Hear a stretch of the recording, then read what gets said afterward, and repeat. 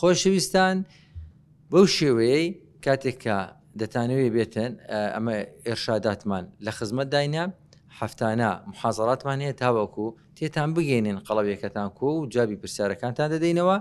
بە هەموو شێوەک میهرەبانی لۆ خزمەت خێر خۆشیە دەمانەوێت یارمەتی هەمووان بدەین بە بێ جیاوازی و ئەو کەسێک کەچی پێویست بیتن لە بۆی دەکەین و تێدەگەینین و ئامۆژگاری دەکەین و ڕێنیشاندەری دەبین. خۆشەویستان لە بۆ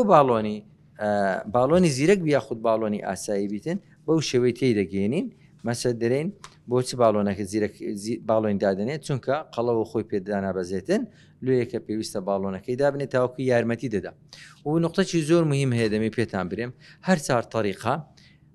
کاتی دیاریکراوە یعنی لە بۆ کاتێکی سوودی لێ دەکات لە باڵۆنی زیرەک لۆ 3 مانجە باڵۆنی ئاسایی لۆ 6 مانجە مەعیدەبڕین لۆ ساڵە چیە ڕێرەگۆڕی لۆ 5 ساڵێ پاشەوانە ئەگەر بخواتن و ڕێزمی لەگەر نەکاتێن قەڵەو دەبیتەوە یعنی هیچ شتێکمان نیە هیچ طریقێکمان نییە تاوەکو هەتایی برێ ئەمن ئەو طریقی بەکاردێنم زعیف دەمەوە زۆر کەس تێ دەێت دکتۆر لۆ لێگەڕای ئەمن باڵۆنەکەی دابنێم ئەوە قەڵەو بوومەوە ئەمە لە سەرمە شەرحی دەکەم دەرێن باڵۆنی زیرەک 3 مانگ ئەتو سوودی لێ دەبینی باڵۆنی ئاسایی 6 مانگ سوودی لێ دەبینی پاش 3 مانگ و 6 مانجی ئەگەر بخۆ قەڵەو دەبیەوە چونکە قەڵەوی یعنی خواردنی تاقی و سەرف نەکردنە بەڵام ئەگەر زعیف بێ و خۆت کۆنتترۆل کرد ئەتو سوودی لێ دەبینی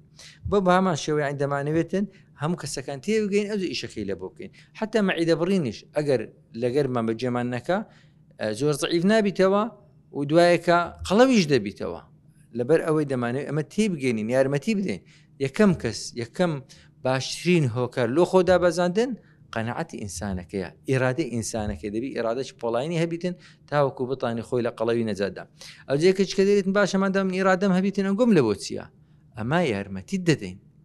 با ئێرادەتەبی خۆت پێ زعیف ناکرێتەوە ئەمە دێن یارمەتی دەدەین زعیفت دەکەینەوە